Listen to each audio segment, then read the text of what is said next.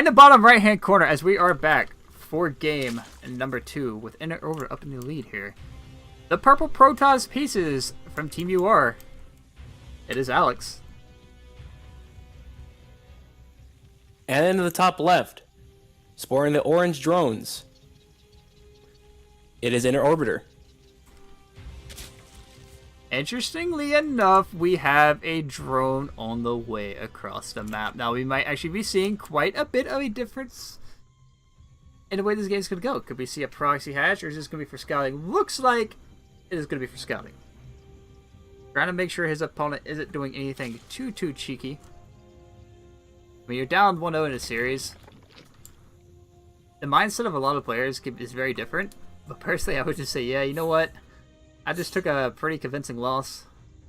Why not just go for it? You know, why not try to have a little bit of fun with it and see what happens?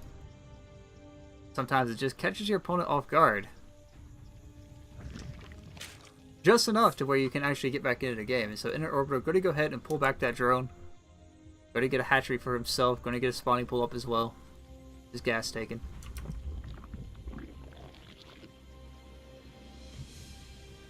Let the games begin. Ultilisk SC bracket. You want the bracket? I'll give you the bracket. Hold on, man.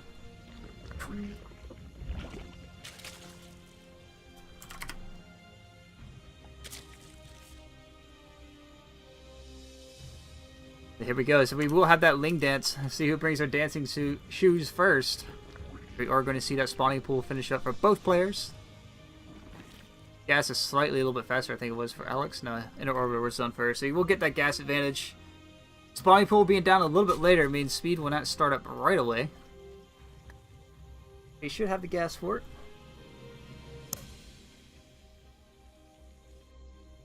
As you know, it's just going to be that gentleman's agreement for a little bit. I'm not going to 12 pull you, you don't 12 pull me. Everything will be a happy tree under the sea. You swim around, we're all happy. Yep. Nah, man. Now, I want to see my boy here. You know, Inner Orbiter's from Insight Gaming. So, I vote in winning this is going to go his way. Sorry, there to Alex. I mean, Alex was once with Insight Gaming as well, and then I think he just left for Team UR. He does have some things out here to defend. So he, didn't take too much damage here from these Lings. It did dodge the Overlord. I think they actually ran right underneath an Overlord, so...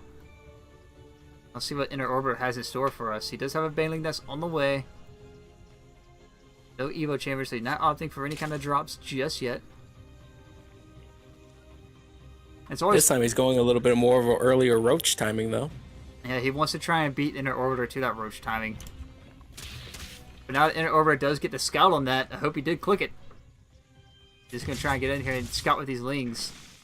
See if he can't maybe pick off a drone, maybe? No, he's just going to get him out of here. Shouldn't lose too many of these Lings. Might actually be able to get out here with all of them. Yeah, he will do just that. Gets a very good scout off there and gets out with 4 Lings, so he will be able to just kind of read into what his opponent's doing. Getting an Evo Chamber of his own. And no Roach Warren all the way. Now, you did just scout the Roach Warren. That should be a prompt to say, yeah, I think I need one for myself as well. Actually getting +1 melee and Baneling. Baneling's out here is expecting a little bit of aggression from his opponent. That awkward moment when a Ling is trapped outside a Queen. Can't get by. Poor Ling. Where? The natural ways.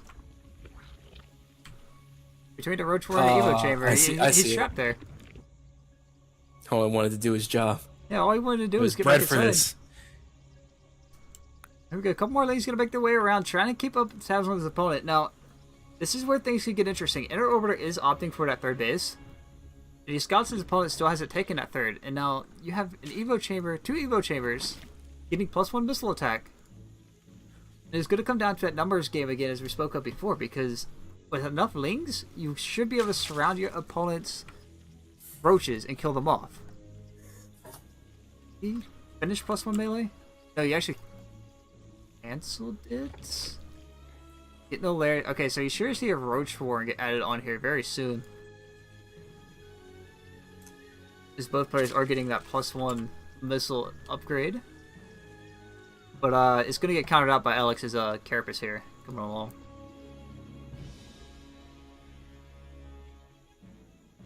But yeah, again, that gentleman's agreement. Both players wanting to get to that Roach phase. Roach speed will be in Alex's favor. I mean, there's no Roach worn down yet for Inner Orbiter, and I'm kind of worried about that. He did cancel. Meanwhile, Inner Orbiter is going to start coming in with a little bit of aggression, but he's going to find a little bit of a weird surprise. Yeah, there's a lot of Roaches out here. You can't really break that at all. I mean, you can always elevate. Get around it that way. Oh, and these lings just walked into their deaths. This is where that one Zergling that was trapped makes his mark. One kill. Perfect. He did his job. He did it well.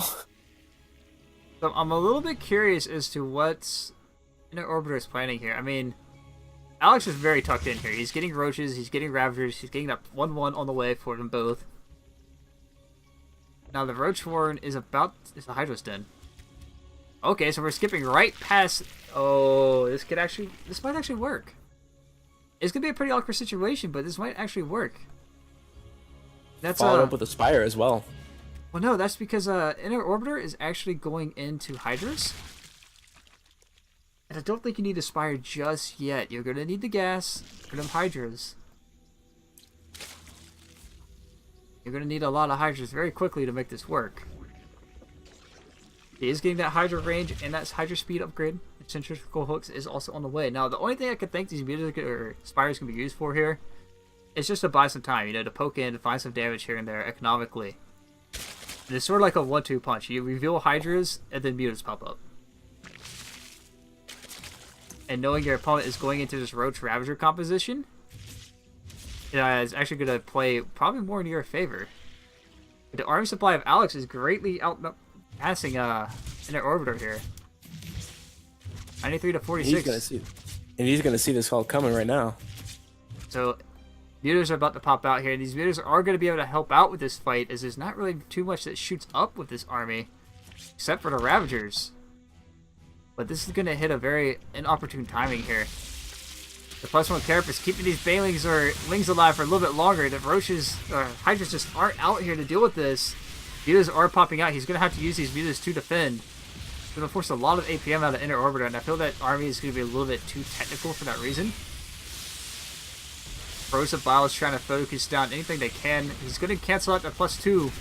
He's going to start to knock down the Spire as well, so no more Mutas are going to be able to pop out here. The Hydra is also exposed. This might just be it. I mean, I think this is too much damage here from Alex. But there's 2 base Roach timing here. As the lair is also going to get picked off. And a lot of these... Yeah, all the text is going to get killed off, and that's going to be it. Inner Orbiter is going to tap out here. He's going to be tied up 1 apiece. He's got his 3 Mutas in a stream. That's going to be it. There's just not enough here for him to defend with. That's going to tie the series up at 1 apiece, guys. Means we are going to go to a game 3.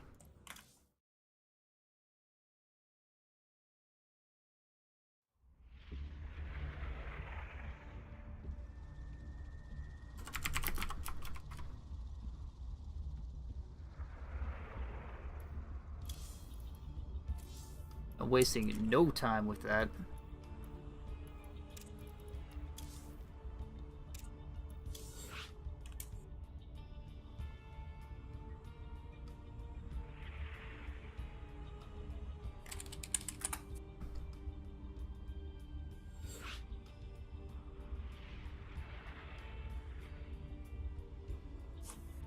So game 1, in favor of Inner Orbiter. Game 2, going to Alex there with some beautiful Roach Ravager play. Overall, I just think Inner Orbiter just tried to tech too many different ways all at one time. And in the end, that's what's going to cost them a lot of resources being tied up going 2 separate ways. Where if he would have just maxed out and possibly like Hydras and get some Lurkers in the mix, he would have been able to deal with that army a lot better off. A lot easier. Yeah. Both players have given us a ready. We are going to go ahead and jump into this.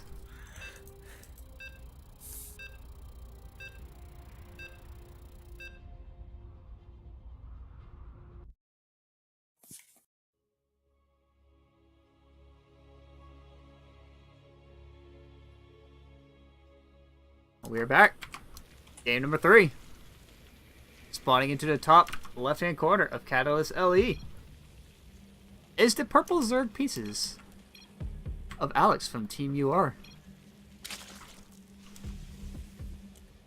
Spawning in the bottom right with the orange drones, it is Inner Orbiter. So, match point. Let's see who does what here. I mean, neither player has opted for hatchery just yet. I mean, it's still pretty early.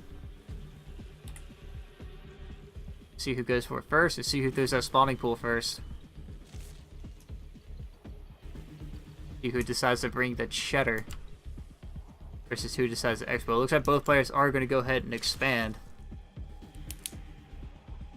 Means we will see a bit more of a macro game till the Lings and Banelings come out.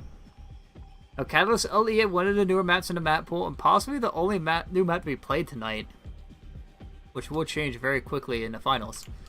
Has a little bit of things that might throw you for a loop. I mean, Catalyst has some rocks around the map. Point this out all the time, but it is a map we gotta talk about because it is new. Now, opening up a lot of these rocks will open up the map quite a bit, as well as close off the map. It is a bit of a jump up here, for those who still don't remember that. But other than that, I mean, there's just not much to Catalyst. It's you expand across the top, then it'll force you to expand towards your opponent. Map, if it goes to a longer game, it could very easily be split in half. On top of that, it's a very easy map to get that 3, 4, 5 base going really quick and easily. It's generally very easy to defend a lot of them, as it's just a straight shot to each base location. Spawning pools are about to finish up for both players. See who opts for the faster ling count. Looks like Alex is going to immediately start his lings and his queens. We are in the bug war for the last brackets of the night. The semifinals. Looks like Alex is going to go ahead and posture up some lings here and make sure nothing too cheeky gets in. His Inner does know exactly where these lings are right now, so he won't be sending them out too fast. Baneling Nest being added on for Alex. There's no Baneling Nest just yet for Inner Orbiter, so I wonder if he's going to opt for a faster third. Yep, seems so. Alex is going to go ahead and get his third base started up. Whereas Inner Orbiter is opting for a little bit more aggression. He will be able to pick off some lings here.